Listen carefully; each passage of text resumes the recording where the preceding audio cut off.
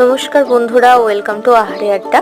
এই গরম আর ঠান্ডা এই রকম ওয়েদারে যদি একটু আম পোড়া শরবত হয় কেমন লাগবে বলুন তো। তাই আমগুলোকে ভালো করে নিভন্ত আঁচে পুড়িয়ে নেওয়া হয়েছে। আর এর ফ্লেভারটা আপনারা মাইক্রো ওভেন বা অন্য কিছু যাতেই করুন না কেন, এই ফ্লেভারটা কিন্তু পাবেন না এটা। তাই আমি রিকোয়েস্ট করব কিছু কাঠটা দিয়ে পুড়িয়ে দিলে আমটা বোধহয় বেশি সুস্বাদু হবে। কাঁচা আম থাকলে এটা কিন্তু খুব শুরু থেকে বলে। তো যাই হোক, আমটা পোড়ানো হয়ে যেতে খোসা ছাড়িয়ে সেটাকে ভালো করে মেখে নেওয়া হচ্ছে। আসলে এই শাঁসটা দিয়েই হবে আম পোড়া শরবত। আপনারা নিশ্চয়ই এতক্ষণে বুঝতে পেরে গেছেন কি করছে। তো তাতে একটু ঠান্ডা জল যতটা পরিমাণ খাবেন সেটা মিশিয়ে, বিট লবণ মিশিয়ে, গোলমরিচের গুঁড়ো, চাট মশলা আর গন্ধরাজ লেবুর রসও একটু মিশিয়ে শরবত বানিয়ে ফেলুন আর খেয়ে নিন। ভিডিওটি ভালো লাগলে অবশ্যই লাইক, শেয়ার, কমেন্ট করবেন। নতুন হলে সাবস্ক্রাইব করে দেবেন। ধন্যবাদ।